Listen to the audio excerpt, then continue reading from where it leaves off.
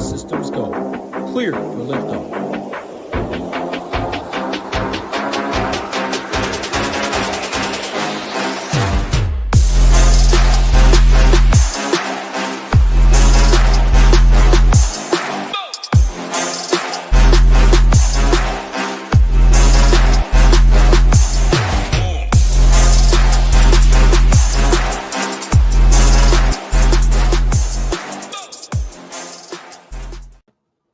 What is going on, SHIPIT Nation YouTube station? We are back with another edition of the NBA show.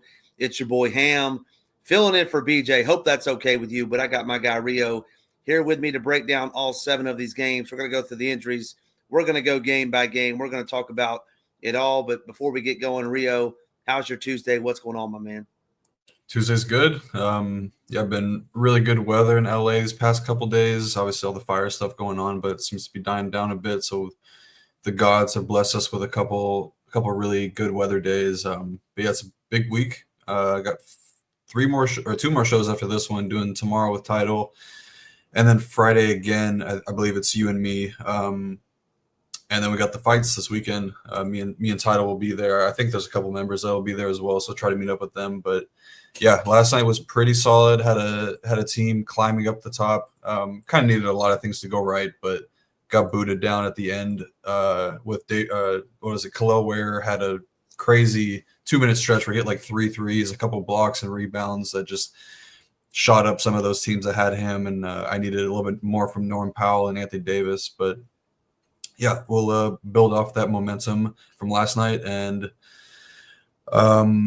yeah, hopefully get a good night tonight. I appreciate everybody. Thanks. But I'm pretty far away from the fire, so I haven't been affected too much outside of the smoke and all that stuff. But I know that our guy Scarface has been impacted pretty badly. So yeah, definitely prayers out to him. Yeah, no, absolutely. Prayers out to everybody out there in LA. We appreciate you tuning in. All 65 of you. We'll climb all the way up to 300. Just make sure you're hitting that like. Make sure you're hitting that subscribe button. It's been a great couple days over here at the Nation. Saw Tambo got second for 40K. Hoop just annihilated Sunday as well. Then you were doing well last night. It's a great time to join us over here at the Nation. Let's just get right into it, Hebrew. We're going to talk about the first game, some big injury news. In this one, it's Cleveland going into Indiana to take on the Pacers in a rematch of a game that the Pacers won not too long ago. But the big injury news is Tyrese Halliburton not slated to play in this one. So what does that mean for someone like McConnell? Any other guards you're interested in? Talk to me about this one, Cleveland at Indiana. Yeah, so no Halliburton tonight. Should see Ben Shepherd step into the starting lineup. He started in the second half for Tyrese Halliburton last game. They'll just shift down Andrew Nembhard to the 1. He's kind of naturally a point guard anyways, but pretty easy to slot them in, and you definitely see a little bit more minutes and ball handling for guys like TJ McConnell. This game actually has – I'm pretty interested in this one to start off the slate because looking at some of the numbers from this season, the Cavs are actually playing with pretty fast pace, and the Pacers have always been a pretty fast-paced team. But both these teams are in the top 8 in pace this season. Pacers starting lineup was playing really good with Halliburton in there. But Ben Shepherd, I would say, is a better on-ball defender, so probably won't be too big of a drop-off defensively, but their rim defense has still been pretty bad, and the pace of play should definitely increase the opportunity for points to be scored in this game. Cleveland been, one of the best teams in the NBA all season long. They do have a little bit of some defensive issues, I would say, with their isolation defense. They're dead last there. And then their three-point defense allowing over 13 a game. So there's a little bit of upside for the Pacers offensively if they can keep the game close, which 8-point spread isn't too bad. I guess 8.5, depending where you're looking. But for a home game for Indy, obviously it's not what you want to see. I do think that they're able to keep this game close, though. They have enough talent outside of Halliburton there to be able to kind of keep it close. So starting on the Cleveland side, since they're the away team, I'm probably not going to be getting anybody below Jarrett Allen. I have interest in the bigs more so in this one, just with the Pacers defense being much more of a rim funnel, and then adding guys like Ben Shepherd into the starting lineup should be a little bit tougher for guys like Donovan Mitchell and Darius Garland. Still think they're totally fine options, but I think that the bigs are a little bit better here. Evan Mobley in particular, the Pacers are bottom 6 against power forwards in DVP this season. It feels like every time we see the Pacers on a slate, they're giving up a big game to either a small forward or a power forward, just the way that their defense is kind of funneled. So I think Evan Mobley is pretty interesting here at 8.2K, and he's been really, really good this season, double-doubles in a handful of his games over the last week or so. But Jared Allen, 6.6K is a pretty good price tag for him as well. I don't think the matchup is that great just with the way that Miles Turner plays offense. He's going to be pulling him away from the basket a little bit more, which could lead to less rebounding opportunities. The Pacers don't really get blocked that much because they are a pretty high-frequent three-point shooting team, but taking away Haliburton could definitely change the style of offense. So I think the bigs are really interesting here for Cleveland, and then I don't mind the guards, but if I had to choose one, I do slightly lean Darius Garland just because $600 cheaper. He's got pretty similar upside to Donovan Mitchell, I would say, but neither of them are really separating in a big way right now just because they don't play these guys a ton of minutes. So I would probably lean the bigs. Probably not going to get to like a chalky Max Strus. Don't really like three-point shooters against Indy. I'd rather have guys that are attacking the basket. So I guess maybe Karis LeVert could be in play, but probably just the top 4 guys on Cleveland. The Indy side, a lot more interesting. Starts with Pascal Siakam, 7.1K. It's not that bad of a matchup, as good as the front court defenders are on Cleveland. It's just that Siakam doesn't really do enough to pay off in a big way. Now, this is a pretty good chance for him to do that. He's just over 1 fantasy point per minute with Haliburton off the court this season, 7.1K. Pretty good price tag. DVP-wise, Cleveland is bottom 10 against power forward, so a lot lines up for him to have a pretty solid game here. But at the same time, it is an expensive price tag, and I just don't really love looking to Siakam for ceiling. I guess the story I could tell is if the game is close, he's probably a big reason why. But if it's not close, I think that he's got a lot of downside risk to his price tag. So I don't really love him at ownership. Don't really love the matchup for Miles Turner either. Good price tag, 6.2K, should play a good bit, but I don't really like the matchup. I think that the Bennedict Mathurin, Andrew Nembhard, and TJ McConnell are probably the guys that I would look to. All 3 of these guys see benefit in a pretty big way from Haliburton off the court this season. Bennedict Mathurin sees a 5% usage rate increase. TJ's at 3%. TJ, obviously the best point per minute producer on the Pacers, and this could be a pretty good spot for him if Shepherd is getting, if he's not doing what they need him to do out there, which is play defense, and they need some more offense. That would lead to more TJ McConnell minutes. Probably want to be cautious with how I'm playing TJ McConnell and Andrew Nembhard because I like them both as values tonight, but I probably don't want both of them with Ben Shepherd because I just think that you're kind of asking for too much to play all 3 of those guys. So I'm going to be setting a max 2 rule, probably even throwing Bennedict Mathurin into that group, max 2 of those 4 guys. Cleveland's just a really good defense, and I just kind of struggle to see a scenario where all 3 of those guys are optimal. So probably going to limit them to max 2.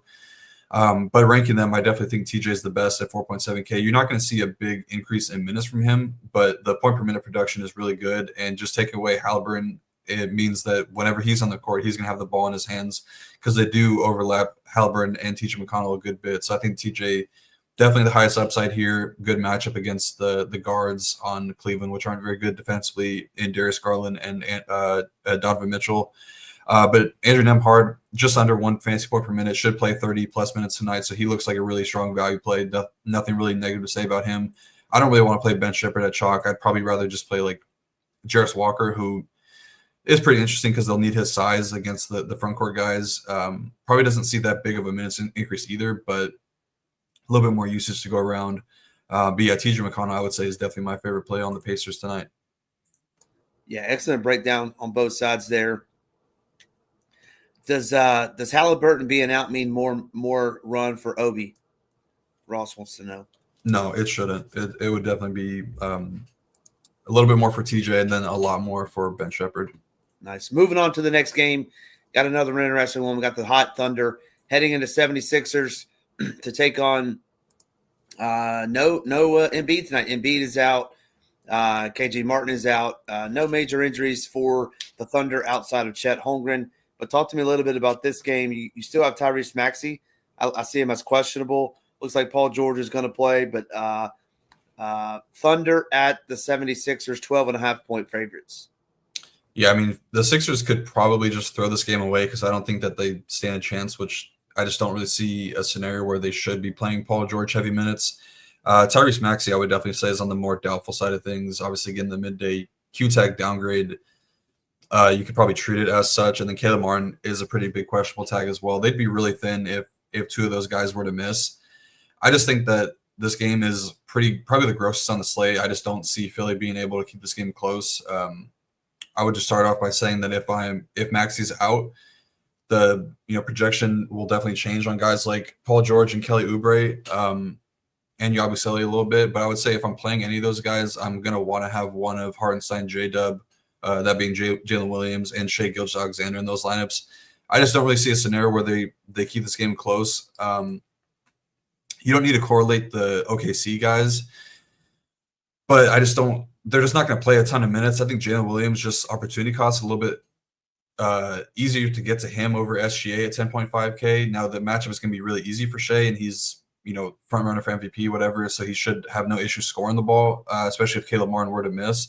I just don't really see him getting full run. Could definitely get there in 28, 29 minutes, but I think that the thing that's interesting about Jalen Williams is that this Sixers team will be very turnover prone with no Maxey in there, and their transition defense has been really bad this season. So I could see Jalen Williams put up a pretty solid score. Same thing for Isaiah Hartenstein. The price tag is starting to come down a little bit, but not going to really set aside too many rosters building into this game. I'm probably just going to be max one on both sides, I would say. Have to see what the value looks like on Philly.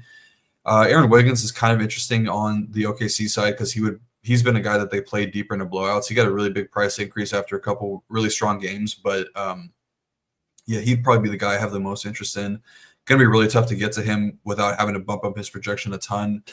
You do have the fact that Alex Caruso will be back tonight to kind of muddy up that rotation a little bit. So, I don't really have a lot of interest in OKC. Philly, if Tyrese Maxey were to sit, it's going to be either one of Reggie Jackson or Jeff Doughton. I would think that Doughton is probably the better play just because Reggie's an old guy. They probably won't play him deep into the game. So Doughton looks pretty game script proofed. So I would say he's probably my favorite play if Maxey were to miss. And then I would say Justin Edwards, he's pretty solid. He'd probably play deep in a blowout, and then Adem Bona would play in a blowout. So I'm really just focusing on the guys that I think would play blowout minutes. Jeff Doughton being the first guy I'm looking to, I think.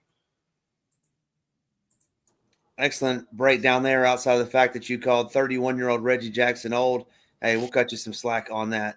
Moving on to the next game, we have the Suns and the Hawks. Should be a pretty good real-life game. Should be pretty up pace with a lot of points being scored. Suns at the Hawks. Suns 3-point favorites.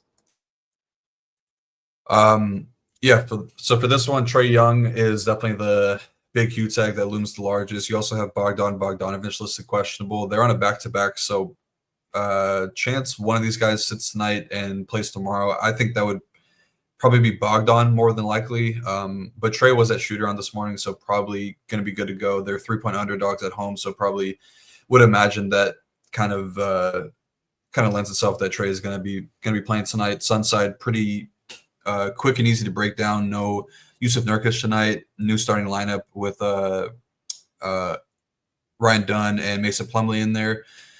Pretty much just going to be KD or Booker for me on the Phoenix side. I think that the two guys you could mix in are Bradley Beal and also Iguodala into large field play. I actually think Iguodala is probably a decent single entry play too. Good chance that he could get a start tonight, but either way, he's probably going to play more minutes. He just adds a little bit more dynamic offensively for Phoenix versus Mason Plumlee. It's definitely Durant and Booker here. They're both in pretty good spots here. I would say KD probably has the better matchup, but less upside. He's still playing a ton of minutes. Fantasy production hasn't been great. Usage still pretty good. Second on the team behind Devin Booker since Bradley Beal shifted to the bench. But the Hawks are really struggling defensively right now. Ranked dead last in defensive rating in January. Price is coming down for KD a bit. I think he's pretty solid. I do prefer Devin Booker. The matchup definitely looks tougher on paper for him going up against Dyson Daniels, but Atlanta is dead last in 3-point defense this season, bottom 3 in pick and roll defense, bottom 2 catch and shoot defense. And Booker in January leads the team in usage and assist percentage this month with double-digit assists in 3 of his last 5 games. So he's definitely the preferred option. Don't think you need to set a rule to be max 1. I would prefer to be max 1 of those two guys, but definitely max 2 of KD, Booker, and Beal. And then, like I mentioned, I think Iguodala is pretty solid with the power forward eligibility at 3.5K. They've been kind of leaning into him a little bit more. Played 30 minutes against Charlotte last night, or two nights ago, and then played 25 against Atlanta. earlier this month. So I definitely prefer him over Mason Plumlee with that power forward eligibility.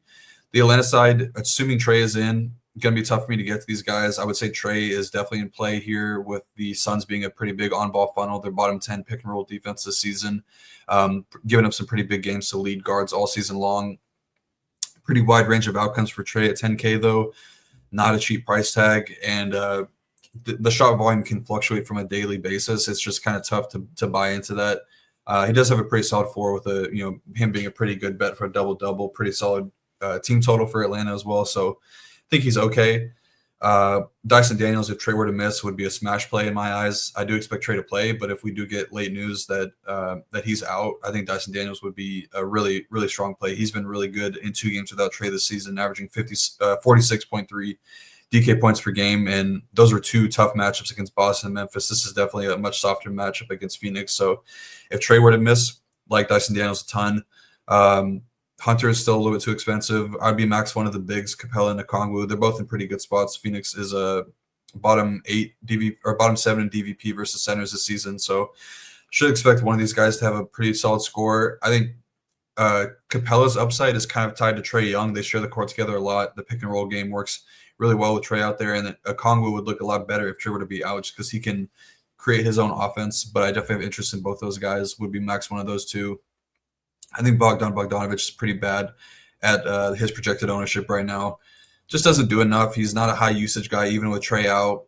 The matchup is decent for 3-point shooters against Phoenix, but just not a ton of volume. He's not playing a ton of minutes. I don't really like playing Bogdan chalk, so I'm okay getting away from him. If you want to make the straight line pivot, Zachary Richichet, 4.2K, essentially the same play, much less upside, I would say, but I don't think you have to get to either of those guys in particular. I think Vic Krejci is a much better play than Ben Shepherd tonight, 3.4K. He's been really solid, has much more of an offensive game than Ben Shepherd does as well. Matchup is much better. He can do a little bit of everything, add some rebounding and assists. And if Trey were to miss, he would be handling the ball a lot as well. So I think he's a much better play than Ben Shepherd, and probably my second favorite play on the Hawks outside of the 2 bigs. Yeah, nice breakdown there. He's played 5 straight games at 22+ minutes as well. So great call out there. Moving on to the next game, and this one's going to be popular.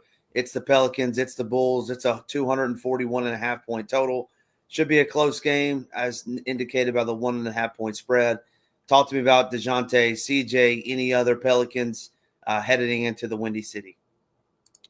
I don't know if I misspoke and said that, but I don't even remember what I said. I've been talking a lot. It's good because they're bad against pick and roll defenders. The matchup 1-on-1 is not great, is what I was meaning to say. So sorry. Yeah, this is probably the most exciting game on the slate. 2 bad teams, but 2 very fast-paced teams. Bulls have been, top 2, 3-ish fast-paced team in the league this season. Both these teams are really, really bad defensively, and both are improving offensively, I would say. With Zion back in the mix and DeJounte Murray kind of, I don't know, he's been hit or miss, but he's been a lot better with Zion in the lineup. The offense has been a lot better with Zion there. They get Trey Murphy back last game against Boston. He looks like he's fully healthy as well. So the Pelicans side is very interesting. They've run a very tight rotation in close games, and this is a 1-point spread, so it should be close. So we should expect pretty heavy minutes from DeJounte, Trey, and CJ. Probably still having a pretty strict minutes cap on Zion, I would say. Maybe there's a chance he gets to 30. Even so, in 28 minutes, I kind of have a lot of interest in Zion just because the Bulls' rim defense dead last this season. That's obviously where Zion's going to get all of his offensive production going. The fast-paced game style should be really good for him, with the Bulls being a bottom half of the league in transition defense. But from a per-minute production standpoint, Zion's been really good this season, 1.4 fantasy points per minute with a 34% usage rate, 27% assist percentage, and 14% rebounding rate. This will be the first time he's faced off against the Bulls this season. So the minutes, like I said, probably not going to be there, but I still think he has a ton of upside in one of the best game environments on the slate. Maybe we get lucky and this game goes in overtime and we get an extra 5 minutes from Zion. But yeah, I have a lot of interest in him tonight. Same thing for DeJounte. He sees the slightest decreased in usage rate with sharing the court with Zion, but he sees a huge spike in per minute production. Small sample, only 42 minutes, so essentially a 1-game sample. But averaging 1.6 fantasy points per minute. And then the 2 games that he's played alongside Zion, averaging 51 or 55.1 DK points per game in 34 and a half minutes, facing off against the second worst team in DVP versus point guards this season. I think that he's a really, really strong option. Pivot off of some of these guys, like we'll talk about in the next game that are getting some ownership, De'Aaron Fox and Damian Lillard. So I think that DeJounte's pretty good. Probably don't want more than 2 of Zion, DeJounte, Trey Murphy, and CJ, but those guys could probably remain in player pools as well. I always kind of lean Trey Murphy just because I think he has a little bit more rebounding upside than CJ does, but CJ definitely higher ceiling in terms of actually scoring the ball. Missy has been negatively impacted in a pretty big way sharing the court with Zion, so I'm not really looking to get to him. Probably a full X out in my eyes, and then I'm not getting to anybody below from Missy and below, I would say. Chicago side, Zach LaVine is clearly the best play on the Chicago side. He's been really good in the start of the new year. No Herb Jones on the other side, making this a pretty soft matchup for him. In 2025, and 2 weeks that we've had in 2025, he's averaging 33.3 points per game, 5.7 assists, 4.8 or 5.7 rebounds, 4.8 assists, 51.3 DK points. Been near or above 60 DK points twice, I believe. Highest over under on the slate. No Herb Jones on the other side. A lot of interest in Zach LaVine betting into this game environment, shooting out in a big way. And then Vucevic, I think, would be the next best option. Really good spot for him against the Pels, who are second worst in rim defense behind the Bulls. Probably won't get to these guards unless Kobe White were to miss. If White were to miss and Lonzo's starting again, I think that he'd be in play as a value at 4.8K, and would definitely prefer him over Josh Giddey. I don't really like playing Patrick Williams. He's just not doing enough scoring the ball. And then Jalen Smith should probably still be in the player pool just because he's been really good in limited minutes, and it's a good matchup. He'll be up against guys like Daniel Tice in the second unit, so pretty good spot for him.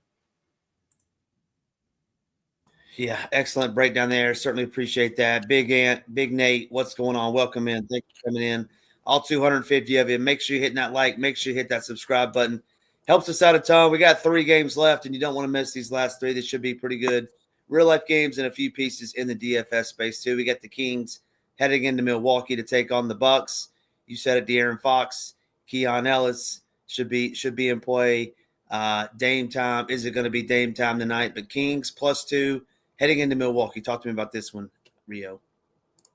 So matchup-wise, these teams kind of play very similar styles of defense. With the Kings ranking first in rim defense, the Bucks are 6, and the Kings are bottom 3 in 3-point defense. Bucks are bottom 9. Bucks are a little bit worse against pick and roll ball handlers, and their transition defense has been pretty bad this season, where the Kings are a huge catch and shoot funnel. So it's a very similar style of play, which I think that kind of leads to the guards being much better plays from a matchup perspective here. Obviously, it's a little bit different when you talk about the types of bigs that we're talking about with Giannis and Sabonis. But I'll start with the King side. Obviously, no Malik Monk that'll bring Keon Ellis back to the starting lineup, and pretty big usage guy. He's taken on a really big ball handling role in the starting lineup alongside De'Aaron Fox, and that's going to be adding a guy like Keon Ellis, who's generally a pretty low usage guy. It'll probably be Domantas Sabonis, De'Aaron Fox having the ball in their hands a ton. They're pretty much identical from a per minute standpoint. Fox is averaging 1.34 fantasy points per minute. Sabonis 1.33. The matchup is much tougher for Sabonis going up against Brook Lopez and Giannis. Giannis is going to be attacking the basket, so a lot of foul risk for Sabonis, and he's gone into foul risk a lot this season. So it's definitely there's a little bit more downside for Sabonis at nearly 10K. A lot of upside though, just because he does provide a really solid floor. He's going to get a double-double more than likely if he doesn't, get injured or play 10 less minutes than he's supposed to. But the triple-double upside is also there with no Malik Monk. I definitely lean with the salary savings for De'Aaron Fox at 8.3K, and the matchup is much better. Pick and roll ball handlers have been really good against the Bucks all season long. Andre Jackson, I think, is a really, really good defender, but they've been kind of going away from him a lot more just because he's so bad on offense that they just think that the trade-off is not worth having him out there. Could be a spot where they play him a little bit more to make things tougher on De'Aaron Fox, but more than likely not. De'Aaron Fox is a top 10 pick and roll scorer in the league this season. No Malik Monk. He's, like I said, 1.34 fantasy points per minute, returned from a multi-game absence against the Bulls, was not full, only played 33 minutes, kind of averaging around like 36, 37 this season, so should be back to full tonight.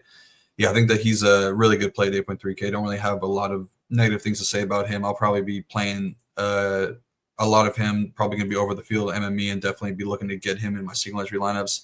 DeMar DeRozan, kind of similar to like a Pascal Siakam type play, somebody I'm never really that excited to play. Nothing really stands out about the per minute usage stuff with no Malik Monk. He needs to play like 42 minutes to really hit in a big way. He could do that, I guess, but not my type of play. Keegan Murray and Keon Ellis are pretty interesting tonight just because the Bucks pretty big off-ball funnels, catch-shoot guys, three-point shooters, can get there in a big way. The downside for Keegan Murray, and I guess Keon Ellis in a way, is both these guys are going to be defending Giannis and Damian Lillard, which could provide a little bit of foul risk, definitely a lot more for Keegan Murray, which makes Trey Lyles kind of interesting at 3.7K. It would probably be max one of those two guys, but the new coaching staff has been more comfortable giving him minutes in the low 20s, and he could pop for a little bit more if Keegan Murray does get into foul trouble early in this game. So I think Trey Lyles is definitely somebody that I'm going to be bumping up a little bit and get to in MME. And then Keon Ellis, I think, is a pretty solid play, 4.1K. We've seen the upside he can have, and this is kind of a similar matchup. He put up 40 DK points against Miami, who's the three-point funnel, really good rim defense, and this very similar against the Bucks. And then Devin Carter, 3.2K, has a chance to play a little bit more minutes here tonight, and the early numbers say that he's going to be a pretty solid per minute producer as an NBA player. He does a little bit of everything. He's pretty fun to watch. I like watching him, so I think that he'll be pretty solid. 3.2K. Would probably play him over Ben Shepherd as well. I just think that a little bit more upside for him. So that's what I'm looking at on the King side. I guess I kind of skipped over Kevin Huerter. He's kind of iced out of the rotation. I just don't think that they're looking to play him at all, especially with the emergence of Devin Carter playing a little bit better as of late. So probably not going to get to any Kevin Huerter tonight. For the Bucks, it's pretty much the guys up top, Giannis and Dame for me. 11.5K is still too cheap for Giannis, even in a tough matchup. No Chris Middleton tonight, so won't have to worry about another high usage guy. I don't really have anything to say. Giannis is matchup proof. Put up 75 against Orlando, who's probably one of the best defensive teams in the league. So he can do it in tough matchups, and he should be able to do that here tonight. Really like Giannis, and I'll probably play a ton of him. I think Dame is interesting just because he's not going to be super high owned, seen around low double digits for Dame tonight, but no Middleton to contend for usage and touches for Dame. Matchup is not terrible. The thing that interests me the most is just that the price tag, 8.5K, is really cheap. Kings are a huge three-point funnel, so that's a good spot for him. It's just high opportunity costs spending up for a point guard. You're going to really need him to hit in a big way, and I think that De'Aaron Fox is a slightly better play with a slightly better matchup, so that's kind of how I'll be approaching that. And then Brook Lopez and Bobby Portis are fine last man in types play. Brook Lopez is really cheap, and this is probably a matchup where we see him play a little bit more, a little bit of foul risk as well. Sabonis is pretty good at drawing fouls, but Brook Lopez is pretty good at keeping his hands to himself. So I think that he's pretty interesting at just 5K and really low ownership. Good matchup for three-point shooters as well. He's only going to be launching threes. So if we run into a hot Brook Lopez shooting night, he's still got the upside. Like a couple games ago against San Antonio, he put up 40. So that's within the range of outcomes, and I would probably be max one Portis and Brook Lopez tonight. Excellent breakdown there on that game. Should be a good one as we get into that one. 2 games left. We got over 300 in here watching. Certainly appreciate you tuning in. Just do us a favor. Make sure you're hitting that like. Make sure you're hitting that subscribe. Another good game, a real-life game that I think will be good tonight is the Nuggets heading into Dallas to take on the Mavericks. Still no Luka, but looks like Kyrie's going to play. Looks like Aaron Gordon's returning. Correct me if I'm wrong there, Rio, but looks like he's returning tonight. Obviously, you got Joker. You got Westbrook, who's been balling. I would assume Westbrook is still going to be starting, even with Gordon coming back. But talk to me about this game. Nuggets 3.5-point favorites heading into Dallas. Yeah, I think this will be Aaron Gordon's second game back. He returned against Dallas. They just played. He returned in that game, came off of the bench. They're probably going to be doing that for a little bit moving forward, just with, like you said, how great Russ has been in the starting lineup. Just probably going to ride the hot hand for a little bit. But, yeah, they'll definitely have some decisions to make down the line. Kind of talked about in Discord. I guess this is a topic for another time. But it's just kind of hard to play Russ and Aaron Gordon in the same lineup just because the court kind of shrinks. Neither of them can really spread the floor that much, as they're not great shooters. But discussion for another time. But yeah, we should expect Kyrie Irving back tonight. Got upgraded throughout the day, so kind of muddies up the fantasy production and rotation. Not rotation as much, but just it's going to condense the fantasy scoring a lot, and the prices are kind of reflected as if Kyrie and Luka were to be out. So I'm probably not going to get to a lot of the Dallas side. I think that Derek Lively is probably the only guy that's going to make my player pool right now. Maybe Najee Marshall, depending on the starting lineup. But I would think that Derek Lively is going to be the only one in there right now. 5.8K is pretty solid price tag. He's definitely run away with the starting center job, playing above 30 minutes a couple times in the past 2 weeks.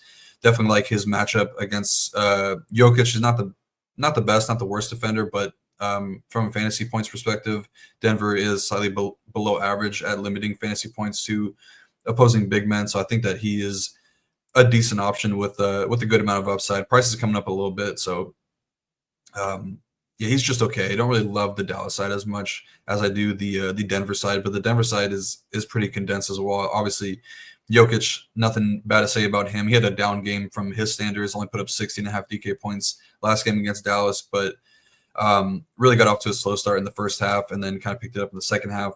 But yeah, he's just been the best player in the league this season, I would say, definitely from a fantasy perspective. Has a low of 72.75 DK points in the new year and a high of 85. Definitely has 90-point upside. 12.2K, I think, is very reasonable price tag for him. If anything, he's underpriced. So yeah, I think Jokic is the best play in this game, probably the best spin up on the slate, either him or Giannis from a points per dollar perspective. So I like them both. I think now with the price tags getting close enough on Jamal Murray and Russell Westbrook, you probably want to be a max one of those two. And from a leverage standpoint, Jamal Murray provides a little bit of leverage, going to be lower owned, but he's pretty banged up right now, dealing with a lot of different injuries. He is probable, but he got ruled out halfway through the game against Brooklyn, I believe. He only played 16 minutes of that game. There was even some talk about Mike Malone kind of shutting him down early last game as well. So, I mean, he's probable, so he's going to play, but probably not playing full minutes right now. He was, playing a ton of minutes for a couple weeks there. And just with how good Russ has been, they can kind of afford to give him a little bit of a breather. So I definitely prefer the upside on Russ, but the prices are getting close enough where I probably want to be max one of those two guys. MPJ, not my type of play tonight. 6.2K is a little bit too expensive with a fully healthy team. Got to wait for Aaron Gordon to see an uptick in minutes before I play him. 5K is a good tag. So if that stays there for another week or so and he's full, then I'll start to play him, but not tonight. I think Peyton Watson, he's pretty interesting at 4K. Been playing a ton of minutes lately and playing really well. He's just heavily reliant on steals and blocks for fantasy production. Did see a random spike in assists 2 games ago, but generally not the way that he likes to play. But I think he's okay as like a last minute. And definitely prefer Jokic and Russ in this game and then Lively on the other side. Yeah, excellent breakdown there. We got 1 game left. 300 of you watching. Certainly appreciate it. Do you think the Mavs have a chance in the game with Kyrie in? Garth wants to know. Yeah, for sure. Home game. They've been playing really good without him. They almost beat the same Denver team without Kyrie. I think they were up by like 20 or something in the first half or in the third quarter or something like that. So yeah, they've definitely got a chance. Yeah. Last game, I don't think we'll spend much time on it, but we will talk about it. Brooklyn at Portland. Any love for this game? I saw D'Lo was questionable. You got a ton of injuries on the Nets. You got a ton of guys questionable as well headed in to Portland, but let's wrap it up with Nets at the Trailblazers. Yeah, this one's going to be really tough to break down just because there's so many moving pieces on both sides, but mainly on the Brooklyn side with all these questionable tags. I guess in terms of the draft, this is kind of a big game. These are 2 of the worst teams in the league, so I think that both the teams are kind of incentivized to lose. I would say the Nets more so. I don't know, the Blazers, like they play. They're competitive at least. Like they can hang around in games. They have a young coach like Chauncey Billups who doesn't really, I don't think, is like wanting to go out there and lose. Where the Nets more so, they definitely need to get a lot of draft capital over the next couple of years. So I think that they are more incentivized to lose. But yeah, big questionable tags on Cam Johnson, Nick Claxton, Ben Simmons, and D'Angelo Russell. I would say from most likely to pay to least likely is D'Angelo Russell most likely, probably Cam Johnson next, just because he got the upgrade. Then I would say Ben Simmons, the next least likely to play, and then Claxton I think has a really good chance to sit. So I think that this is kind of a similar situation to last night if you played, where there was a lot of ownership at the first couple of games on some of these cheap centers, like Trace Jackson-Davis and Kevon Looney got a little bit of ownership. Kevon Looney was good, but I think if we knew earlier in the day that Bam Adebayo was going to miss, we would have wanted to save a spot for Khalil Ware. Kind of a similar situation here. Like if we knew right now that Claxton were to sit and Day'Ron Sharpe were to be starting, I would possibly be, I would be near 100% in 150 max probably, just because he's such a good point per minute producer. The matchup is going to be really good against the Blazers, who are just giving up a ton of points around the rim lately, with DeAndre Ayton not really being that great of a defender down low.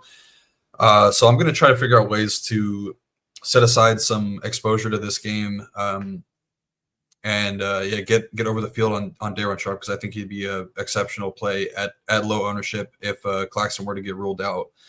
D'Angelo Russell is probably the next guy I would look to at 5.5K. He just had a really big on-ball role with all these guys. I mean, he's just like the only offensive weapon, I would say, for Portland right now. Definitely the only point guard that they have on their roster. Ben Simmons, not really a true point guard, just doesn't really have the ability to stretch the court like D'Angelo Russell does. So I think that D'Lo just having a pretty big role in his hands is a decent option, and it's not a terrible matchup. That's pretty much it on the Brooklyn, though. I don't really want to mess with Cam Johnson coming back from injury. Probably don't want to play Ben Simmons if he's in with D'Angelo Russell.